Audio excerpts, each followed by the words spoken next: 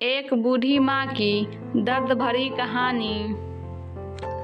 3 साल हो चुके थे बेटे को अपना घर छोड़कर विदेश में बसे हुए। इन 3 सालों में बूढ़ी माँ और ज़्यादा बूढ़ी हो गई थी। 75 वर्ष की उम्र में सुलोचना देवी की याददाश्त काफ़ी कमज़ोर होती जा रही थी। उन्हें रोज़मर्रा की चीज़ें याद ना रहती, लेकिन जो उन्हें हमेशा याद रहता वह था उनका बेटा। दिन हो या रात, एक पल भी ऐसा ना होता जब उन्हें अपने बेटे की याद ना आती। दूसरी तरफ बेटा था जो साल भर में एक आध बार अपने माँ को फ़ोन कर लिया करता और 1-2 मिनट से ज़्यादा बातें भी न किया करता। फिर भी यह बूढ़ी माँ टकटकी लगाए अपने बेटे का इंतज़ार करती रहती। एक दिन बेटे का विदेश से फ़ोन आया। हेलो हेलो, सुन रही हो ना माँ? अनिल बोल रहा हूँ, तुम्हारा बेटा। कैसी हो माँ? मैं ठीक हूँ बेटा। तुम, बहू और मेरा पोता कैसा है? माँ ने पूछा। सब अच्छे हैं माँ। मैं अगले हफ्ते गांव आ रहा हूँ माँ, तुम्हें लेने। अब हम सब साथ में ही लंदन में रहेंगे माँ। तुम्हारी बहू कह रही थी माँ को यहाँ पर लेकर आओ, बेचारी अकेली वहाँ परेशान होती होगी, बेटे ने कहा। माँ की बूढ़ी सूखी आंखें आंसुओं से भीग गई। उसके कमज़ोर शरीर के नस नस में खुशी की लहर दौड़ गई। बेटे और बहू का अपने प्रति प्रेम देखकर माँ का मन खुशी से भर आया। बेटे ने आगे कहा, माँ तैयार रहना। माँ मुझे ज़्यादा दिन छुट्टियाँ नहीं हैं।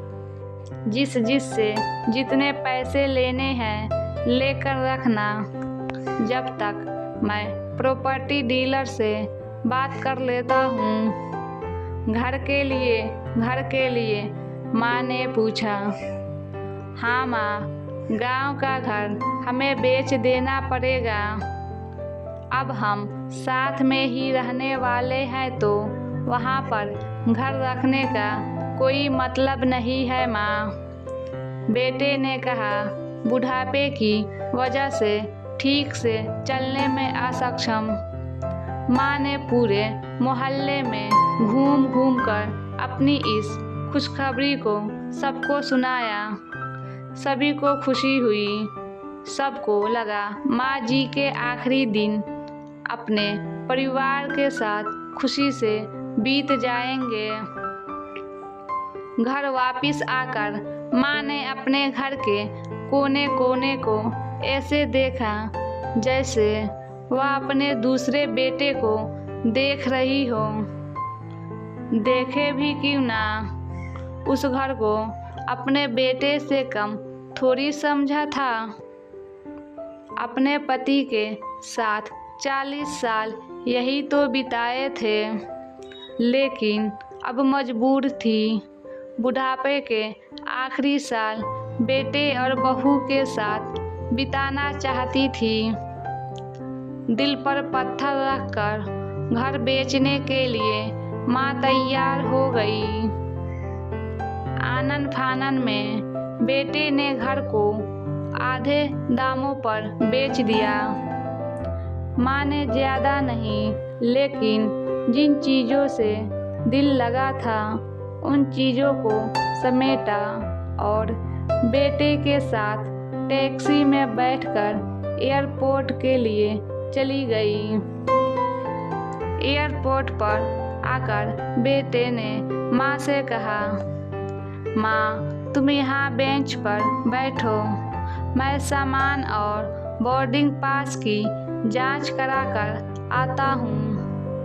वहाँ वक्त लगता है और खड़ा रहना पड़ता है, तुम्हें तकलीफ होगी। तुम यहीं आराम करो। मैं यूं गया और यूं आया। माँ बेंच पर बैठ गई और बेटा अंदर चला गया। काफी समय हो गया, बेटा वापस नहीं लौटा। माँ सोचने लगी ज्यादा भीड़ होगी इसलिए देर लग रही होगी।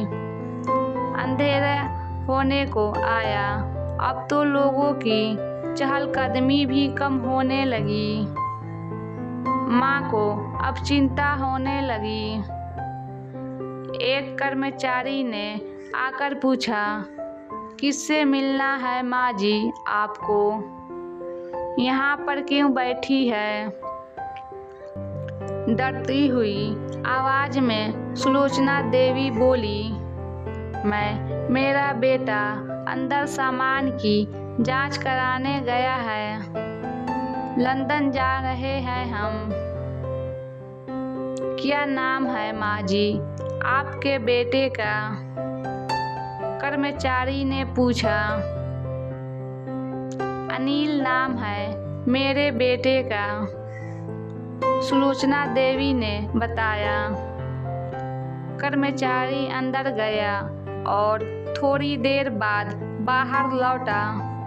उसने सुलोचना देवी से कहा, माँ जी लंदन जाने वाली फ्लाइट तो दोपहर में ही जा चुकी है और आपका बेटा भी उस फ्लाइट में बैठकर लंदन जा चुका है। अब आपके यहाँ बैठने का कोई मतलब नहीं है। आप भी अपने घर चली जाइए। क्या जा चुका है और मैं घर जाऊं? घर? माँ की आंखों से आंसुओं के सैलाब उठने लगे। जैसे तैसे माँ घर पहुंची, जो अब उसका था ही नहीं, बिक चुका था। वो वहीं बरामदे में तुलसी के पास सो गई।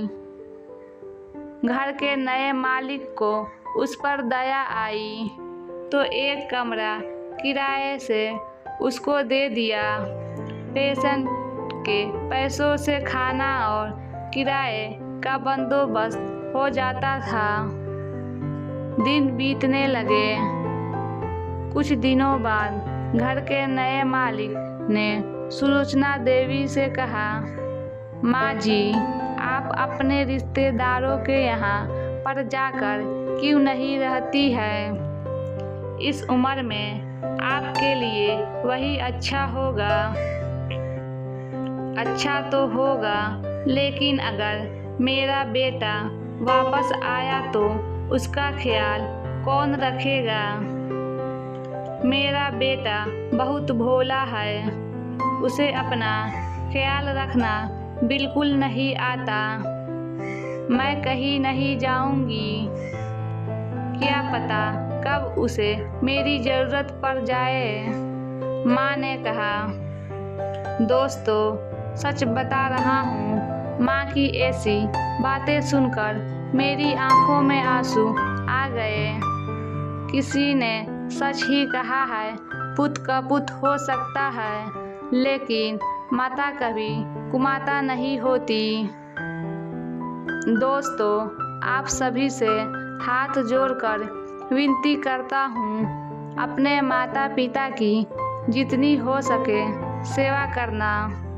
उनके साथ कभी बुरा बर्ताव मत करना। दोस्तों कहानी कैसी लगी? अगर अच्छी लगी हो तो लाइक, कमेंट और सब्सक्राइब करना ना भूलें। Thank you.